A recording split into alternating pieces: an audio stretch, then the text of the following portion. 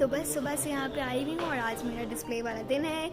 6 महीनों की मेहनत आज यहाँ पर डिस्प्ले की जाएगी और बस खुदा का शुक्र है चीज़ें कंप्लीट है, पहुँच गई है। 1 o'clock डिस्प्ले है और बस तैयारी फुल ज़ोरों शोर से शुरू है। यहाँ पे आफाक भी अपनी तैयारी कर रहे हैं और यहाँ पे मेरी तैयारी हो रही है। तो आगाज़ करते हैं उस दिन से जिस दिन इस काम को करने के लिए तैयारी शुरू की गई थी।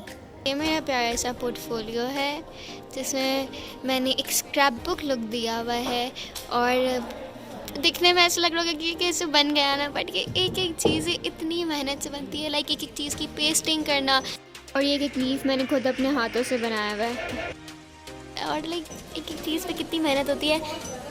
अब इंस्पिरेशन है वो है रेन फॉरेस्ट।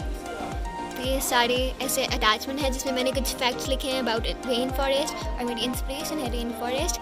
और यूँ लाइक ये इस तरीके से सारे कंपाइल हुए हैं और इधर भी ये भी रेन फॉरेस्ट के लिए है। फिर उसके बाद हम आती है मेरी रिसर्च कि मैंने रिसर्च किस पे की है। तो मेरे रिसर्च का टॉपिक है ट्रॉपिकल एब्स्ट्रैक्ट आर्ट। आता है मेरा मूड बोर्ड। तो मूड बोर्ड बहुत डिफरेंट सा है और इसमें ये है कि पेंटर्स पैलेट, ये एक प्लांट है रेन फॉरेस्ट का जो कि इन कलर्स पे बेस्ड है और इसी तरीके से मेरा सारा डिस्प्ले इस कलर पे बेस्ड है। जो मटेरियल्स मैंने यूज़ किए हैं ये जर्सी फैब्रिक है, ये वेलवेट है और जो वेलवेट है वो मेरे इधर उधर यूज़ हुआ है और जो जर्सी फैब्रिक है उससे मेरे कर्टन्स बने गए हैं। तो मटेरियल सिलेक्शन बहुत डिफ़िकल्ट पार्ट होता है बिकॉज हमें मूड बोर्ड के अकॉर्डिंग, कलर्स के अकॉर्डिंगली हमें कपड़ा ख़रीदना होता है और बाज़ार विज़िट करना होता है जब तक हमें वो मटेरियल ना मिल जाए जो हमें चाहिए।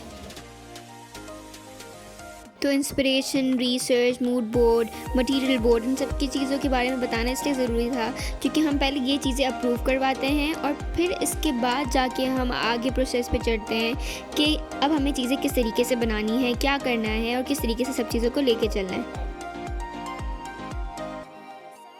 बात आती है मेरी टेक्निक्स की। ये मेरी टेक्निक्स कि मैंने एम्ब्रॉयडरी की हुई है, स्टेंसिलिंग की हुई है, एप्लिक किया हुआ है और पेंटिंग की हुई है। मैंने लेज़र कटिंग का भी इस्तेमाल किया है और जिससे मैंने वेलवेट के ऊपर यूँ बनाना लीफ कट करवाए थे जो कि आपको मेरे कर्टन्स में लगे हुए नज़र आएंगे।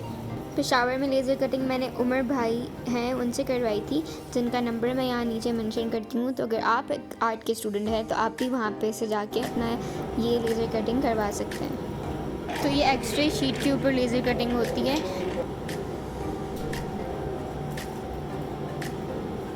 स्टेंसिलिंग भी मैंने की थी। स्टेंसिल आप कट करवा सकते हो लेज़र कटिंग के थ्रू या फिर आप खुद भी कट कर सकते हैं। क्वेश्चंस बनाए थे और दूसरे क्वेश्चंस मैंने बनाए थे एम्ब्रॉयडरी के ज़रिए। ये मेरा मेन मिड क्वेश्चन था और इस पर मैंने एम्ब्रॉयडरी करवाई थी। 2 चीज़ों पे मैंने एम्ब्रॉयडरी करवाई थी, एक मेरा क्वेश्चन और दूसरा ये कि जो मेरे पर्दों के ऊपर एक बॉक्स से बनाया गया था उस पर भी एम्ब्रॉयडरी करवाई थी।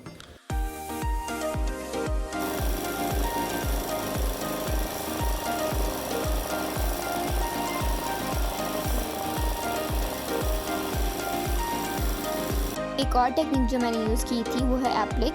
एप्लिक से मैंने कुशन्स बनाए थे और मेरे पर्दों के लिए पैनल बनाए थे। तो ये ग्रीन वाला पर्दों के लिए है और जो पिंक वाला है वो मैंने कुशन्स के लिए यूज़ किया था।